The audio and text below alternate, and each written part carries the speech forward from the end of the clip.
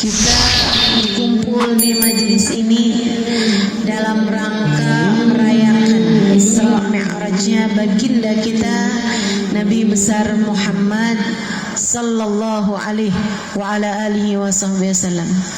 Manusia paling agung, manusia paling indah, manusia yang jadi andalan kita untuk berbagai macam urusan dalam kehidupan di atas muka bumi ini. Nabi kita Muhammad sallallahu alaihi wasallam. Isra Mi'raj mengajarkan kepada kita betapa cintanya Allah kepada Nabi Muhammad. Allah itu mengistimewakan Nabi kita Muhammad bahkan lebih daripada nabi-nabi yang lain. Jangankan dibandingkan orang awam, jangankan dibandingkan rakyat jelata macam kita, dibandingkan para nabi-nabinya Allah. Itu kan kalau ibaratnya kerajaan, nabi-nabinya Allah ini kan pejabat-pejabatnya Allah. Dibandingkan para nabi-nabi Allah saja, Nabi Muhammad terlihat berbeda keistimewaannya, terlihat berbeda keutamaannya, apalagi dibandingkan dengan makhluk yang lainnya. Teman-teman sekalian, Allah itu kalau manggil nabi-nabi yang lain langsung namanya. Allah bilang Nabi Adam, ya Adam askun anta wa zawjukal jannah. Allah bilang pada Nabi Nuh, Allah panggil Nabi Nuh, ya Nuh bit bisalamin minna. Wahai Nuh, mendaratlah, kapal kamu tuh daratkan dengan keselamatan dari kami. Allah bilang kepada Nabi Isa, ya Isa ibn Maryam, a'anta qulta linnasi ittakhiduni wa ummi ilahaini min dunillah. Allah bilang pada Nabi Yahya, ya Yahya hudil kitaba biquwwah. Semua nabi-nabi yang lain dipanggil dengan nama mereka masing-masing. Nabi Muhammad enggak pernah. Silakan kamu baca Al-Quran dari awal hingga akhirnya, Allah enggak pernah manggil Nabi Muhammad ya Muhammad. Enggak ada. Terus manggilnya gimana? Apa nggak pernah manggil? Manggil. Manggilnya gimana? Ya ayyuhan nabi, inna arsalnaka syahidan wa mubasyiran wa nadhiran. Ada lagi ya ayyuhar rasul, balligh ma unzila ilaika min rabbik. Allah panggil pakai gelarnya, wahai seorang nabi, wahai seorang rasul. Teman-teman sekalian, kenapa Allah panggil pakai gelar? Karena Allah memuliakan Nabi Muhammad. Kayak kita, kalau sama Pak Guru, Bu Guru, gitu kan? Tentu kurang ajar kalau kita memanggilnya hanya dengan namanya.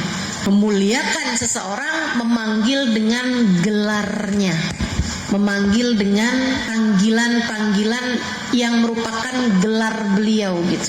Demikian Allah memperlakukan Nabi Muhammad. Atau Allah pernah juga manggilnya dengan panggilan kayak gini nih, ya ayyuhal muzammil, wahai yang sedang berselimut. Ada lagi ya ayyuhal mudaththir, wahai yang sedang menutupi dirinya. Itu panggilan kesayangan berdasarkan dengan keadaan Nabi saat itu. Itu bukan panggilan penghormatan, tapi panggilan kesayangan. Kayak misalnya kamu ngelihat anak kamu suka sembunyi di balik horden, terus kamu bilang, anak horden yang ngumpet di balik horden, misalnya gitu ya. Kenapa kamu nggak panggil namanya aja gitu? Kenapa kamu panggilnya kayak begitu? Karena sayang. Kamu ngelihatnya, ih lucu banget sih, ih sayang banget sih, dia suka sembunyi di balik kulkas, misalnya gitu. Itu yang dilakukan Allah kepada baginda kita Nabi besar Muhammad. Allah menyebutkan dengan panggilan-panggilan kesayangan. Bahkan ada satu panggilan yang luar biasa indahnya. Allah panggil Nabi Muhammad dengan panggilan Yasin wal Qur'anil Hakim innaka laminal mursalin. Yasin, kata Allah nih pada Nabi Muhammad, demi Al-Quran yang mulia, engkau wahai Yasin adalah salah satu dari utusan-utusanku. Kau sungguh-sungguh merupakan utusan dariku. Saudaraku sekalian, apa Yasin? Sebagian ahli tafsir mengartikan Yasin, menerjemahkan Yasin dengan mereka mengatakan Yasin adalah singkatan dari Ya Sayyidal Mursalin, wahai seindah-indah utusan. Saudaraku sekalian, itu tuh kayak suami ketika sayang sama istrinya atau istri sayang suaminya, dia manggil suaminya dengan panggilan kesayanganku, disingkat menjadi sayangku, disingkat menjadi sayang, disingkat menjadi yang, ya kan? Jadi cuma tinggal yang doang. Dari Ya Sayyidal Mursalin menjadi Yasin. Subhanallah. Allah cintanya sama Nabi Muhammad luar biasa. Diistimewakan, bahkan mengalahkan semua nabi-nabinya Allah Subhanahu wa taala. Yang lain dipanggil dengan namanya masing-masing, Nabi Muhammad dipanggil dengan julukan terkadang, dengan keadaannya terkadang, dengan panggilan kesayangannya di lain kesempatan. Masya Allah, tercinta di sisi Allah Subhanahu wa taala. Nabi Musa berdoa, Rabbi syrah li sadri wa yassir li amri wahlul 'uqdatan min lisani yafqahu qawli waj'al li waziran min ahli Haruna akhi ushdud bi azri wasyrik fi amri ila akhir doa. Katanya Nabi Musa, ya Allah lapangkanlah dadaku, lapangkan hatiku. Doa Nabi Musa diijabah, teman-teman. Nabi Musa kekasih Allah SWT, tentu doanya diijabah. Tapi Allah nggak ceritakan ijabahnya, Allah ceritakan doanya. Saat lagi mintanya Allah ceritakan. Nabi Musa doa, kata Allah, Rabbi syrah li sadri, ya Allah lapangkanlah dadaku. Nabi Muhammad, Allah nggak ceritakan doanya, Allah langsung bilang alam nasrah laka sadrak, bukankah telah kami lapangkan dadamu wahai Nabi Muhammad. Allah nggak ceritakan saat mintanya, tapi Allah ceritakan saat ijabahnya, saat Allah ngasihnya Allah ceritakan. Itu tuh dicinta lebih gitu. Itu Nabi kita Muhammad sallallahu alaihi wasallam. Nabi Ibrahim doa, Rabbi la tukhzini yauma yub'atsun yauma la yanfa' mal wala banun illa man atallaha biqalbin salim. Itu doanya Nabi Ibrahim, Allah tuliskan dalam Al-Quran.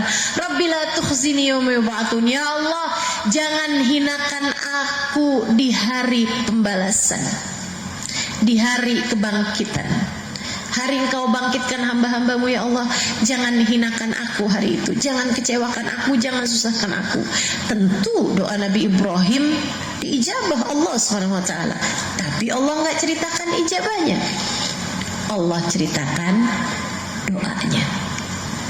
Saudaraku sekalian yang saya muliakan, Nabi Muhammad, Allah nggak ceritakan doanya, Allah ceritakan ijabahnya. Kata Allah Subhanahu wa taala dalam Al-Qur'an, A'udzubillahi minasyaitonir rajim. Yauma la yukhzillahu an-nabiy walladzina amanu ma'ahu nuruhum yas'a baina aydihim wa bi aymanihim. Di hari akhirat nanti, di hari pembangkitan nanti, Allah enggak akan pernah susahkan Nabi Muhammad. Allah enggak pernah susahkan Nabi Muhammad.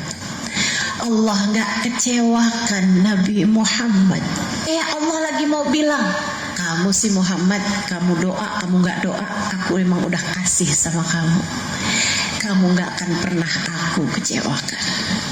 Aku nggak pernah akan susahkan kamu, wahai Nabi Muhammad. Di saat Nabi Ibrahim, Allah ceritakan doanya, Rabbi la tukhzini yauma yub'atsun. Ya Allah, jangan kecewakan aku, jangan susahkan aku di hari pembalasan. Kalau kamu baca Al-Quran, kamu ngerti makna-maknanya, kamu akan terpesona dengan syaratnya muatan pujian Allah, kasih sayang Allah, bahasa cinta Allah kepada Sayyiduna Muhammad.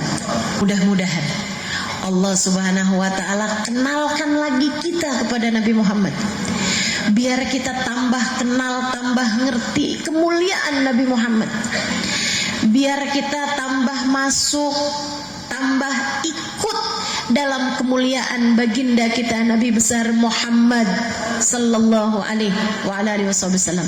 Teman-teman saudaraku sekalian, Isra dan Mi'raj adalah salah satu bahkan bukti terbesar dari kemuliaan yang Allah berikan kepada Nabi Muhammad. Nabi Musa minta sama Allah. Ketika Nabi Musa sering berbincang-bincang sama Allah, kata Allah Subhanahu wa taala, wa kallamallahu Musa taklima, dan Allah berbincang-bincang dengan Nabi Musa dengan perbincangan-perbincangan yang banyak. Nabi Musa ninggalin kaumnya pergi ke Bukit Sinai berhari-hari di sana, turun lagi, gitu ya. Kapan lagi Nabi Musa berangkat lagi ke Bukit Sinai, bincang-bincang dengan Allah. Kayak orang sering kali ngobrol, lama-lama pengen ketemu.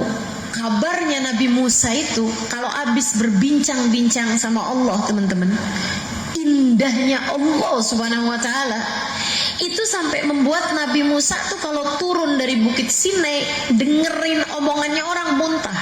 Karena habis berbincang-bincang sama Allah, perbincangan-perbincangan yang luar biasa membuat Nabi Musa denger omongan orang itu beliau sumpah, beliau nggak enak gitu, nggak senang, muntah. Jadi akhirnya karena senang Nabi Musa nih sering bincang-bincang sama Allah, Nabi Musa akhirnya doa, Rabbi arini anzur ilaik. Ya Allah, aku pingin melihatmu ya Allah, aku ingin berjumpa denganmu ya Allah.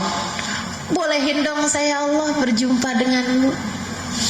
Apa kata Allah? Ya Musa lantaroni, wahai Musa, engkau tak dapat melihat, kau tak dapat berjumpa denganku. Sebab makamnya Nabi Musa makom berbincang, makom pertemuan, bukan untuk Nabi Musa, melainkan untuk yang lebih daripada Nabi Musa, baginda kita Nabi besar Muhammad.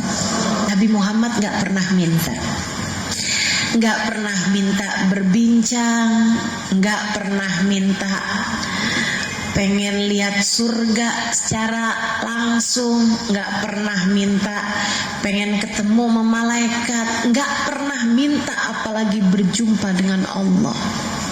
Kenapa? Tawadhu. Nabi Muhammad tuh kalau doanya apa? Saudaraku sekalian yang saya muliakan, Nabi Muhammad itu kalau doa sampai dengan turun naik dadanya. Nabi Muhammad itu kalau doa sampai dengan air matanya membanjiri wajahnya. Sampai Sayyidina Bilal bercerita, inni sami'tu min sadri ghalayan ka ghalayanil ma. Saya dengar suara dari dadanya Nabi Muhammad kayak suara air lagi mendidih dadanya Nabi Muhammad. Kalau lagi doa nangis sampai suara dada beliau kayak suara air saat mendidih. Apa yang beliau minta? Ya Allah, ampuni umat saya. Ya Allah, selamatin umat saya. Ya Allah, jangan siksa umat saya. Ya Allah, jadikan saya bisa kasih syafaat sama umat saya. Itu doanya Nabi Muhammad. Nabi gak minta banyak-banyak hal, teman-teman. Apalagi mau minta, ya Allah, aku ingin berjumpa denganmu, aku ingin melihat padamu. Gak pernah. Tawadhu luar biasa. Tapi memang Allah itu kalau ngasih sesuai dengan dimana seseorang meletakkan hatinya. Semakin rendah yang ditampung semakin banyak. Hati kamu itu kayak wadah, saudaraku sekalian. Itu kayak kamu datang ke pancuran air. Kalau wadahnya kamu taruh tinggi, nggak nyampe airnya, nggak banyak yang kamu dapat. Paling percikan-percikan doang, cipratan-cipratan doang. Tapi begitu kamu taruh tuh wadahnya itu di bawah, muatnya banyak banget. Semakin rendah, semakin banyak pula yang didapat. Itu yang terjadi pada baginda kita Nabi besar Muhammad. Tawadhu tawadunya, rendah hati sama siapapun. Jangankan sama Allah, sama manusia aja Nabi Muhammad tuh tawadhu. Ada Nabi Muhammad pernah datang ke rumah orang. Akhirnya orang yang tersebut minta budaknya buat nyuguhin buat Nabi Muhammad. Itu budak perempuan ketika tahu bahwa Nabi Muhammad yang datang, dia bawa nampan, itu gemeteran, teman-teman. Tahu bahwa yang disuguhin Nabi Muhammad. Nabi ngeliatin dia, kesian. Kata Nabi Muhammad alaihi salam, haunan alaik, innama ana yatim Abi Talib ya'kulul qadid. Kata Nabi Muhammad, yang tenang bu,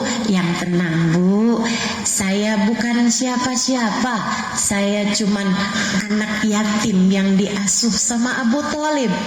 Saya biasa makan ikan asin, semacam itulah. Kayak makanan yang biasa dimakan sama orang-orang kampung gitu maksudnya. Innama ana yatim Abu Talib ya'kulul qadid. Subhanallah. Itu baginda kita Nabi besar Muhammad sallallahu alaihi wasallam. Waktu Nabi Muhammad Fathu Makkah, teman-teman saudara sekalian, itu Nabi Muhammad pakai baju hitam.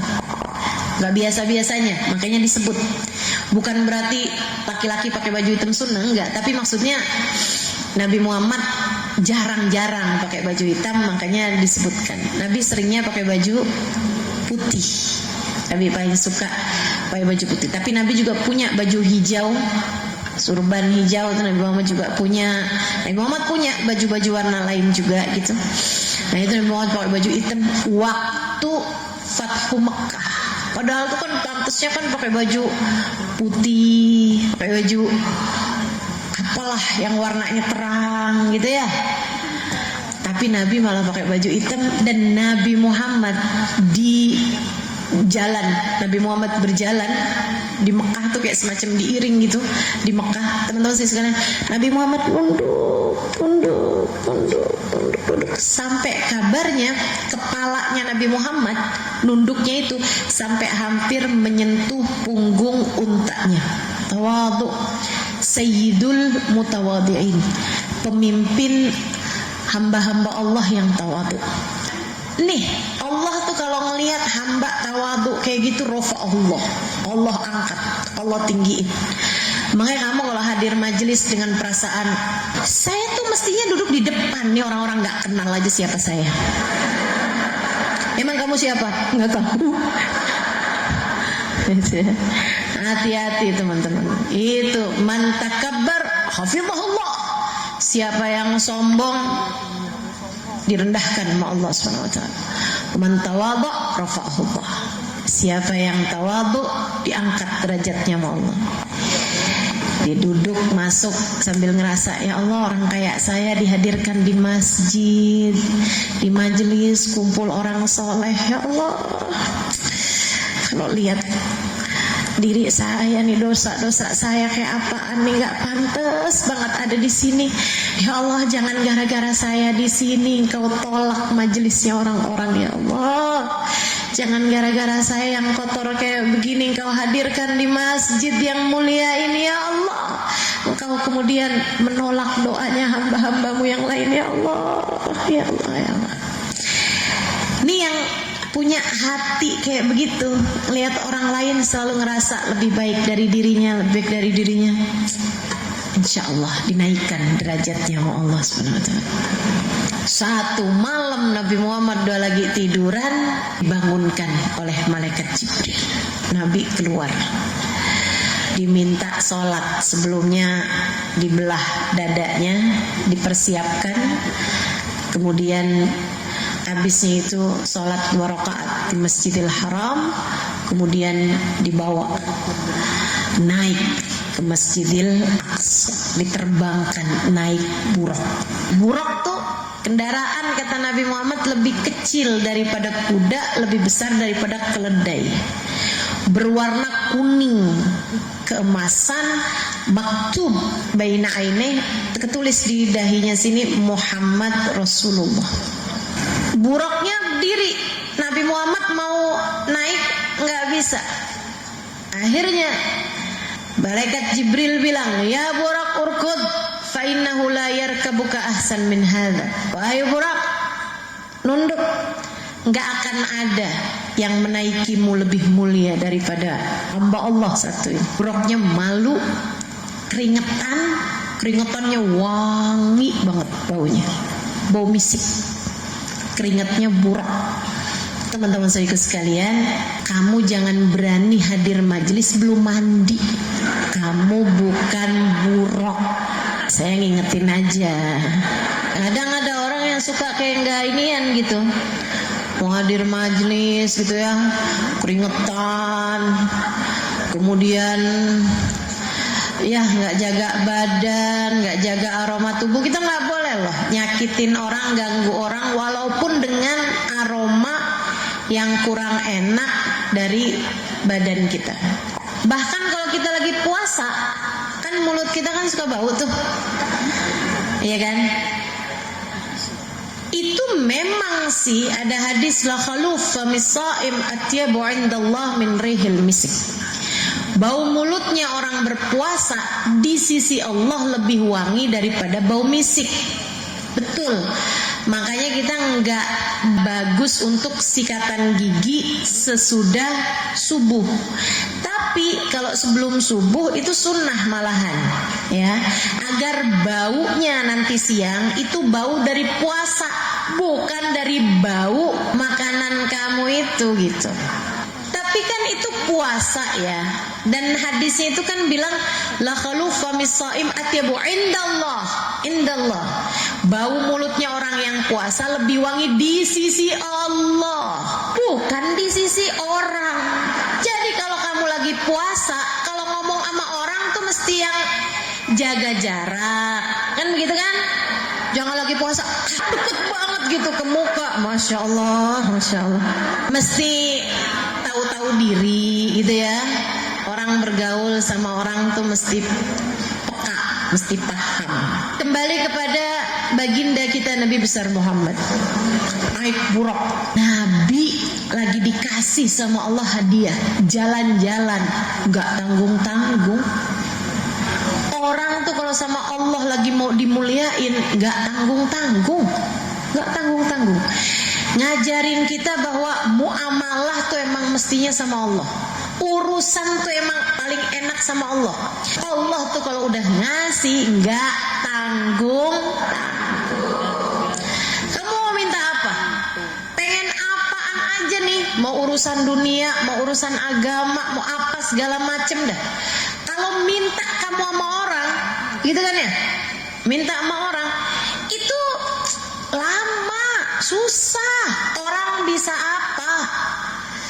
Tapi kalau yang kamu minta adalah Allah Subhanahu wa taala jalla jalaluhu wa ta'ala azamatuh, yu'ti man la yakhaful faqr. Allah kalau ngasih bi ghairi hisab, tanpa ada hitungan, enggak pakai hitung-hitungan, gampang, segampang-gampangnya. Makanya kalau urusan apa-apa nggak usah minta orang, nggak usah ngarepin orang, nggak usah ngandelin orang, mintanya sama Allah, mintanya sama Allah. Fahuwal mu'til wahib, karena Allah SWT adalah zat yang maha memberi, zat yang maha mengaruniai. Udah deh, kalau udah dari Allah tuh enak semuanya. Kayak baginda kita Nabi besar, jalanin tuh sama Allah, dikasih hadiah jalan-jalan, nggak tanggung-tanggung. Minal masjidil haram ilal masjidil aqsa, perjalankan. Itu ternyata perjalanan dari Masjidil Haram ke Masjidil Aqsa itu juga nggak direct teman-teman, nggak langsung, pakai ada transitnya. Kamu nggak tahu? Pakai transit tuh Nabi. Allah Subhanahu Wa Taala pakaikan Nabi Muhammad. Misalnya Nabi Muhammad itu di setelnya bukan setelan manusia, termasuk pandangan mata Nabi Muhammad, pendengaran Nabi Muhammad, setelnya setelan makhluk langit. Sehingga Nabi memang malam, akan tetapi ngelihat bumi ini semuanya gelap, kecuali yang ada cahayanya Allah di sana. Jadi pandangannya Nabi udah bukan pandangan kita lagi. Kalau kita kan ngelihat malam-malam gelap kecuali yang ada lampunya, malam-malam gelap kecuali yang ada apinya, kan jadi kelihatan tuh. Nah kalau Nabi ini enggak, pandangannya malam itu, penglihatan beliau malam itu adalah penglihatan para malaikatnya Allah SWT. Ngelihat bumi ini semuanya gelap kecuali tempat-tempat yang ada cahayanya di sana. Begitu jalan kelihatan ada tempat bercahaya, Nabi diturunin di situ. Shalli ya Rasulullah hahuna rak'ati. Jadi malaikat Jibril taunya tempat landing gitu ya, transitnya di mana berdasarkan dengan cahaya-cahaya. Di bumi nih gelap kecuali ada cahaya-cahaya, ada tempat-tempat yang bercahaya. Kelihatan terang banget nih, malaikat Jibril turun. Shalli hahuna rak'atin ya Rasulullah. Salatlah di sini 2 rakaat wahai Rasul. Nabi salat. Kemudian baru nanya, tempat apa ini wahai Jibril? Ini Nabi ini pembelajar yang baik teman-teman. Orang tuh kalau disuruh sama gurunya kerjain aja, nggak usah banyak nanya. Yang lebih jelek lagi, udah nanyanya banyak, agak dikerjain. Nanti malam nisfu Sya'ban baca Yasin 3 kali dengan niat masing-masing. Pertama, Yasinnya diniatin agar Allah mengaruniakan kepada kita umur yang berkah, panjang, mungkin kan ya, umur yang bukan asal panjang tapi juga berkah, banyak kebaikannya, banyak pahalanya, banyak manfaatnya, banyak bahagianya. Yasin kedua dengan niat semoga Allah anugerahkan kepada kita rezeki yang halal, yang thayyib, yang berkah, rezeki zahir, rezeki batin, kesolehan anak-anak kita, kasih sayang keluarga kita, kesehatan badan kita, pikiran kita, hati kita, akhlak yang baik, itu rezeki semua tuh. Ilmu yang manfaat, guru yang saleh bimbing kita kepada jalan yang benar, kawan-kawan baik yang selalu membersamai dalam kebaikan. Nah itu namanya rezeki. Yasin yang ketiga dengan niat husnul khatimah. Amalin, nggak usah banyak nanya. Kalaupun mau nanya, sesudah kamu mengamalkan atau sesudah kamu niat mengamalkan. Ustazah, siapa yang ngajarin? Kan begitu. Apa-apa boleh nanya. Jangan sampai kemudian gak ada dalilnya, bid'ah, kalau macam. Udah deh, kalau kamu males ngamalin, ya nggak usah. Jangan kemudian nyalah-nyalahin amalan orang-orang soleh. Bu, lah yang disuruh itu kan baca Yasin, bukan baca surat tanah. Yasin itu surat dalam Al-Quran yang Nabi Muhammad sebut inna likulli syai'in qalba wa qalbul Quran Yasin. Sesungguhnya segala sesuatu ada hatinya, dan hatinya Al-Quran, intinya Al-Quran adalah surat Yasin. Yasin lima quri'at laha. Kata Nabi Muhammad, surat Yasin tergantung niat bacanya mau buat apa. Niatan kamu ketika baca Yasin itu insya Allah dijabah Allah Subhanahu wa ta'ala. Artinya bahwa kalau Nabi Muhammad bilang kamu baca Yasin buat apapun aja bagus. Artinya kan kalau misalnya sekarang aja kita mau baca Yasin nih, sekarang nih, ya tapi jangan sekarang banget pas lagi ngaji. Habis tuhur saya mau baca Yasin. Saya punya niat nih, mudah-mudahan nih ada saudara saya lagi sakit, mudah-mudahan Allah segera beri kesembuhan. Misalnya gitu. Boleh apa nggak boleh? Bid'ah apa nggak bid'ah? Nggak bid'ah. Nah emang Nabi Muhammad bilang Yasin lima quri'at laha. Lah kenapa kalau pas baca Yasinnya malam nisfu Sya'ban jadi bid'ah? Enggak pernah bid'ah yang namanya baca Yasin. Karena baca Yasin adalah salah satu surat dalam Al-Quran. Nabi Muhammad kan baca Quran. Nabi Muhammad kan baca Quran, ya pasti baca Yasin, bagian dari Al-Quran.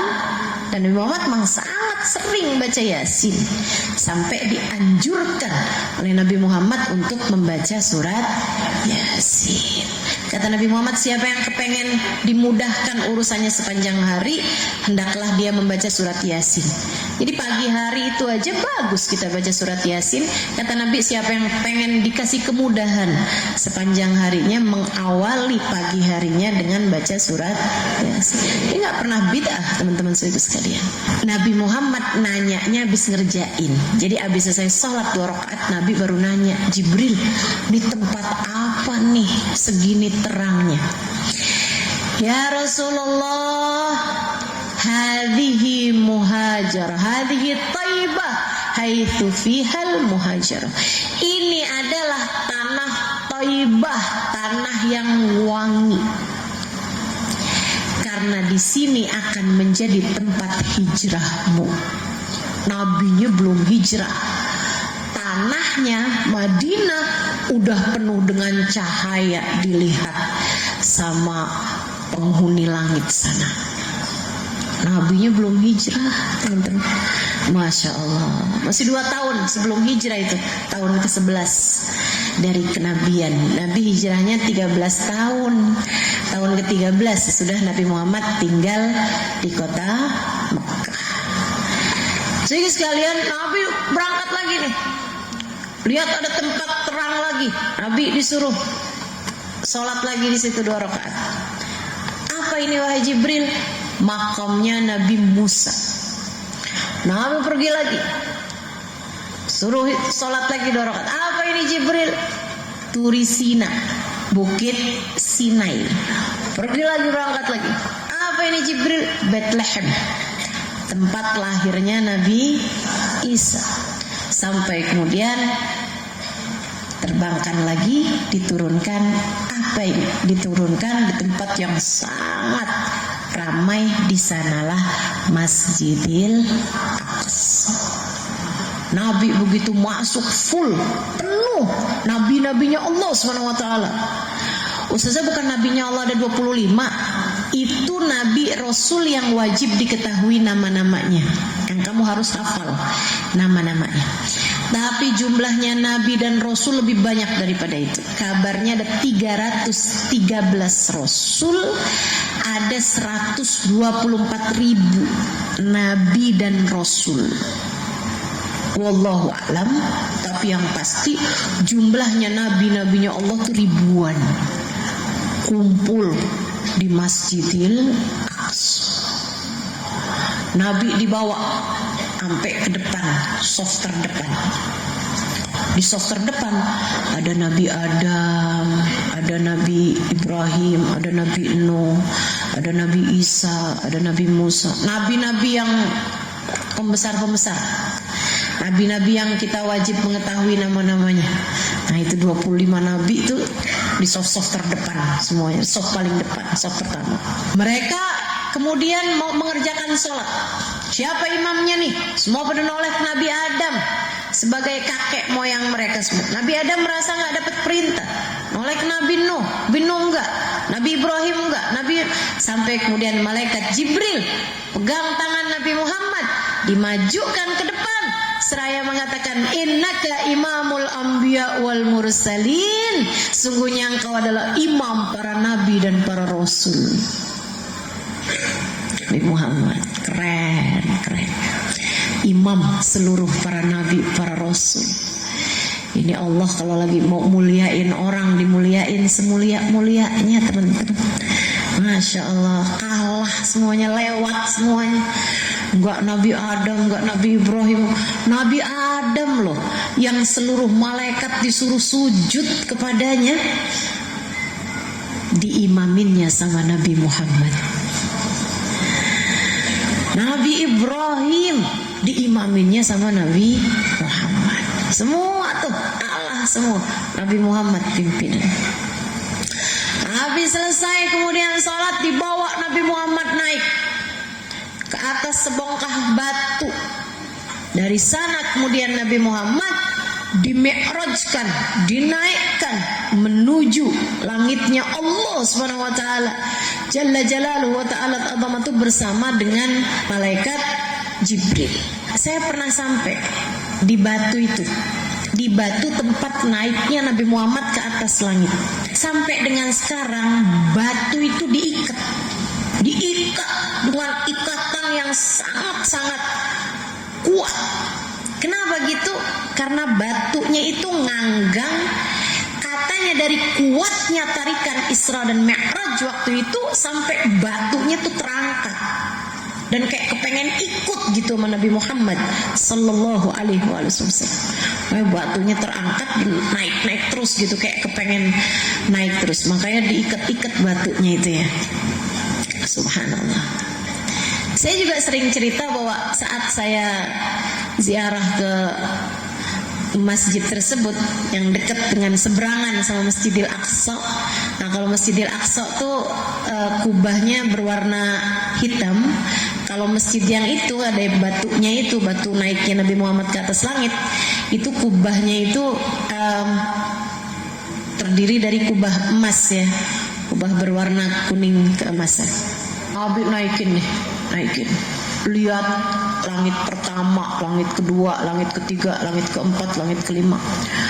Nabi lihat surga dengan segala macam isinya. Nabi lihat neraka dengan segala macam isinya. Nabi ketemu sama malaikat Ridwan.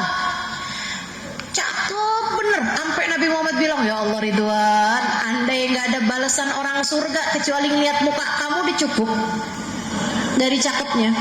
Kita kan kalau ngeliatin muka orang cakep kan kita seneng liatnya. Katanya Nabi Muhammad, andai di surga gak ada balasan apa-apa selain ngeliatin muka kamu nih Ridwan, orang surga udah seneng dah.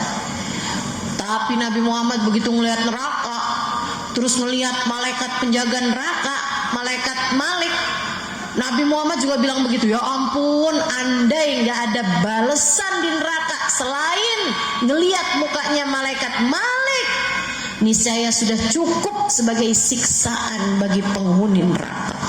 Allahumma ajirna minan nar, Allahumma ajirna minan nar wa adkhilnal jannata ma'al abrar ya aziz ya ghaffar. Semoga kita semua dijauhkan dari neraka dan dimasukkan Allah ke dalam surga. Nabi Muhammad lihat macam-macam di alam langitnya Allah Subhanahu wa taala. Nabi Muhammad lihat orang lidahnya panjangin, digunting, lidahnya panjangin, digunting. Siapa itu Jibril? Itu Muhammad yang lidahnya dipanjang-panjangin buat nyebut-nyebutin aib-aibnya orang. Gak berhenti-berhenti gibah, gak berhenti-berhenti namimah, yang kayak gitu tuh. Itu siapa tuh Jibril? Itu orang yang cuman bisa ngomong kebaikan tapi dia sendiri nggak pernah ngerjain. Nah tuh dia tuh orangnya tuh, waduh serem bener, serem bener. Ada juga Nabi Muhammad lihat orang kepalanya dipukulin ke batu, balik lagi pukulin lagi ke batu. Siapa tuh? Jibril. Tuh yang berat-berat ngerjain sholat tuh kayak ada batu di kepalanya tuh. Tuh dia tuh orangnya. Umatmu wahai Nabi Muhammad yang berat kalau mengerjakan sholat. Ada macam-macam hal diperlihatkan oleh Allah Subhanahu wa taala kepada baginda kita Nabi besar Muhammad sallallahu alaihi wasallam. Nabi Muhammad ketemu sama malaikat pencabut nyawa. Nabi Muhammad melihat tuh ada pohon di depannya malaikat Israel yang di situ banyak banget daunnya. Katanya malaikat Israel daunnya ketulis namanya semua orang yang hidup di atas muka bumi ini. Yang daunnya masih hijau berarti umurnya masih rada panjang. Kalau udah daun yang menguning, tuh udah mau deket tuh. Apalagi kalau udah coklat, nah terus dia jatuh, udah tuh diutuslah malaikat pencabut nyawa untuk mulai mencabut nyawanya.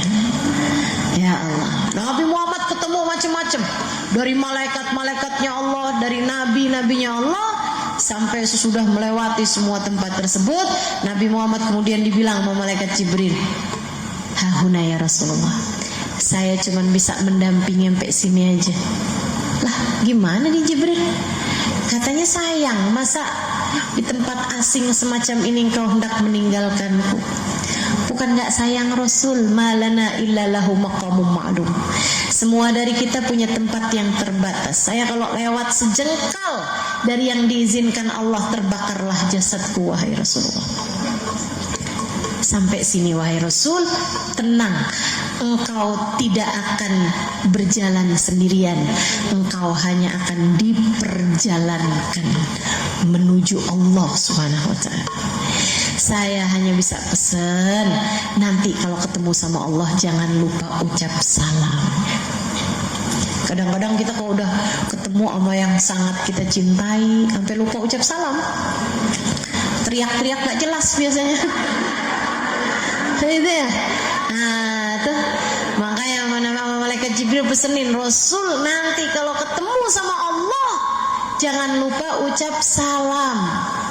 Nabi sekali lagi murid yang baik, pembelajar yang baik. Meskipun Nabi Muhammad tempatnya lebih tinggi dari malaikat Jibril, bagaimanapun malaikat Jibril adalah gurunya. Guru tuh harus dihormati jika andai makom muridnya lebih tinggi sekalipun dari gurunya tersebut. Nabi Muhammad nanya, kaifa uhayyi, gimana cara saya ucap salam kepada Allah wahai malaikat Jibril? Malaikat Jibril ajarin, qul at-tahiyatul mubarakatus salawatut thayyibatu lillah. Lebih wahai Jibril. Nabi Muhammad kemudian diperjalankan Allah, menembus hijab demi hijab, melewati alam demi alam, melewati segala macam makhluk-makhluknya Allah Subhanahu wa taala, menembus cahaya demi cahaya, melewati hijab sampai di Sidratul Muntaha. Wa kana qaba qausaini au adna. Allah pertemukan baginda kita Nabi Muhammad dengan Allah Subhanahu wa taala, jalla jalaluhu wa ta'ala azamatuh. Ustazah, bukannya Allah tidak bertempat, tidak berarah? Betul, Allah tak bertempat, tak berarah, tapi Nabi Muhammad perlu tempat untuk berjumpa dengan Allah. Sidratul Muntaha itulah tempat yang dipilih Allah sebagai tempat pertemuan dengan Nabi Muhammad. Nabi ketemu sama Allah, Nabi sujud, kayak gak ada lagi yang lebih indah dilakukan daripada sujud. Nabi Muhammad sujud.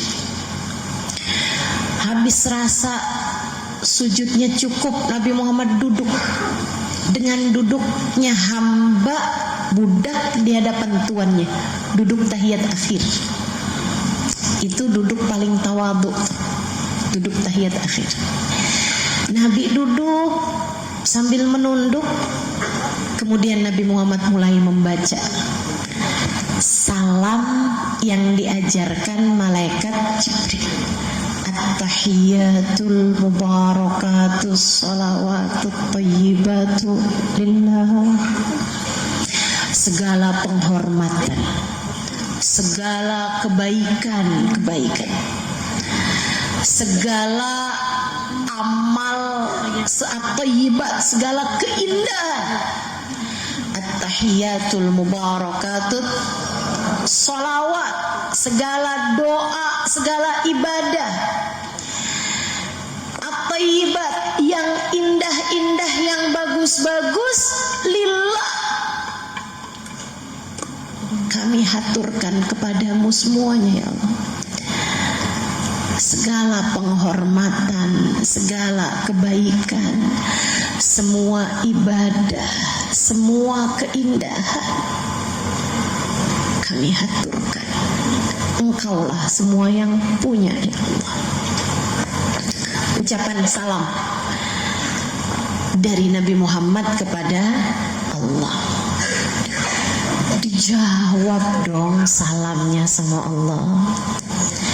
Assalamu alayka ayyuhan nabi wa rahmatullahi wa barakatuh.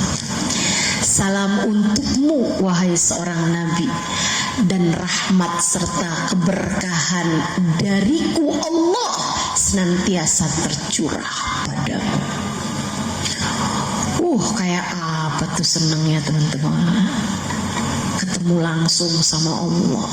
Kayak apa sih sujud langsung di hadapan Allah, kayak apa rasanya. Kita aja sujud di rumah sama di masjid beda. Kita aja sujud di masjid sama depan Ka'bah beda rasanya. Kayak apa rasanya sujud di Sidratul Muntaha di hadapan Allah. Ucap salam langsung di hadapan Allah. Salamnya dijawab sama Allah Subhanahu wa taala. Itu kayak apa rasanya? Pemberian yang udah mentok, nggak ada lagi tuh orang dikasih kayak Nabi Muhammad, nggak ada. Nabi Muhammad aja udah satu-satunya. Pantes-pantesnya nilai bahagianya udah nggak keukur teman-teman. Dan pantes-pantesnya Nabi Muhammad lupa sama siapapun. Orang kalau lagi sesenang-senangnya kan lupa sama yang lain. Tapi ternyata enggak. Sebab Nabi Muhammad tuh setia. Di saat kayak begitu, Nabi ngebayangin siapa umatnya. Karenanya Nabi segera menjawab, Assalamu alaina wa ala ibadillahi salihin. Terima kasih atas salammu untukku ya Allah. Tapi kasih juga dong buat umat saya, hamba-hambamu yang soleh-solehah itu. Gimana cara kita mau terima kasih sama Nabi Muhammad yang udah inget sama kita sampai di Sidratul Muntaha? Gimana cara mau bales Nabi Muhammad yang sudah mengingatmu sampai di hadapan Allah di saat paling intim, paling akrab antara Allah dengan Nabi Muhammad, antara Nabi Muhammad dengan Allah Subhanahu wa taala. Nabi Muhammad tidak lupa kepada kita umatnya. Assalamu alaina wa ala ibadillahi salihin. Kita hanya perlu terus-terusan minta sama Allah, ya Allah, jadikan kami umat Nabi Muhammad yang solehah. Sebab kalau enggak, kita enggak masuk tuh dalam salamnya Nabi Muhammad kepada Allah. Karena yang diminta sama Nabi Muhammad untuk selalu diberi salam dari Allah, keselamatan dari Allah, kebahagiaan dan rahmat dari Allah adalah hamba-hambanya yang soleh. Assalamu alaina wa ala ibadillahis. Saat itu tuh nggak ada siapapun bersama dengan Allah dan Nabi Muhammad, nggak ada. Tapi malaikat langit, malaikat bumi, malaikat yang ada dimanapun Allah perdengarkan perbincangannya, sehingga mereka ketika habis denger nih at-tahiyatul mubarakatus salawatut thayyibatu lillah, kemudian dijawab sama Allah, assalamu alayka ayyuhan nabi wa rahmatullahi wa barakatuh. Nabi Muhammad jawab lagi, assalamu alayna wa ala ibadillahi salihin. Malaikat langit, malaikat bumi, semua malaikat-malaikatnya Allah segera bergemuruh mereka dengan kalimat syahadat, asyhadu an la ilaha illallah wa asyhadu anna Muhammad Rasulullah. Allah abadikan peristiwa Isra Mi'raj ini dalam tiap tahiyatmu, dalam sholatmu, biar kamu kesambung lagi sama jalinan cinta antara Allah dengan Nabi Muhammad, dan jalinan cinta antara Nabi Muhammad kepadamu sebagai umatnya. Kamu dengan sholat itu adalah jalinan cinta antaramu dengan Allah Subhanahu wa ta'ala. Itu kayak lagi disambungin segitiga cinta antara Allah ke Nabi Muhammad, antara Allah kepadamu lewat sholat, antara Nabi Muhammad kepada Allah dalam Isra Mi'raj, antara Nabi Muhammad kepada kita saat Nabi mengingat kita saat Isra Mi'raj, antara kita dengan Allah dalam sholat kita menghadap Allah, antara kita dengan Nabi Muhammad dalam peristiwa Isra Mi'rajnya Nabi Muhammad. Lagi diingetin, karenanya sholat itu adalah jalinan cinta antara kita sama Allah, antara kita sama Nabi Muhammad. Siapa yang mutusin sholatnya, dia udah mutusin hubungannya antara dia sama Allah, antara dia sama Nabi Muhammad. Makanya ketika ada seorang sahabat yang bilang, ya Rasulullah, doakan saya biar di akhirat nanti saya bersama denganmu, wahai Rasul. Kamu nanya apa hajat saya Rasulullah? Saya minta hajat saya adalah bersama denganmu sampai di akhirat. Nabi Muhammad berkata padanya, idzan a'inni 'alaiha bikasratis sujud. Bantu saya biar kamu bisa barengan sama saya di akhirat. Kamu perbanyak sholat, kamu jangan tinggal sujud, perbanyak sholatmu, sebab dengan cara itu jalinan cintanya jadi kesambung, nyampein kamu ke surga Allah Ta'ala, tempat keridhaan Allah, tempat kamu, kita semua mudah-mudahan bisa berjumpa dengan Allah. Wujuhu yawma idzin nadhirah ila rabbiha nadhirah. Ada wajah bercahaya nanti di surga karena mereka memandang pada Allah Subhanahu wa ta'ala Jalla Jalaluhu wa ta'ala azamatuh. Karunia terindah yang Allah berikan kepada manusia nanti di akhirat, yaitu dapat berjumpa dengan Allah Subhanahu wa ta'ala. Allah sudah anugerahkan hal tersebut kepada manusia paling tercinta di sisinya, baginda kita Nabi besar Muhammad sallallahu alaihi wa ala alihi wasallam, ngajarin kita peristiwa Isra Mi'raj, betapa cintanya Allah kepada Nabi Muhammad, betapa cintanya Nabi Muhammad kepada Allah, betapa cintanya Nabi Muhammad kepada kita umatnya. karenanya pengen selamat, terutama di saat kita menghadap Allah, saat kematian kita datang, perbaikilah hubungan antaramu dengan Allah, perbaikilah hubungan antaramu sama Nabi Muhammad. Cintai Allah. Ahibbullah lima yaghdukum bihi min ni'amih, kata Nabi Muhammad. Cintai Allah sebab Allah yang senantiasa memberikan kepadamu berbagai kenikmatan, yang memberikan padamu iman, yang memberikan kepadamu kesehatan, yang menghadirkanmu di majelis ini, yang mengaruniakan kepadamu hembusan nafas, kesehatan dan berbagai macam hal dalam kehidupan, memberikan kepadamu keluargamu, memberikan kepadamu rezekimu, memberikan segala macam hal. Cintai Allah, lima yaghdukum bihi min ni'amih, karena Allah telah memberikan kepadamu berbagai kenikmatan. Wa ahibbuni li hubbillah, cintai Nabi Muhammad karena Allah. Kita cintai Nabi Muhammad sebagai kekasih Allah. Kita cintai Nabi Muhammad sebagai manusia yang paling sayang kepada kita. Kita cintai Nabi Muhammad sebagai seseorang yang tidak pernah melupakan kita sampai di Sidratul Muntaha.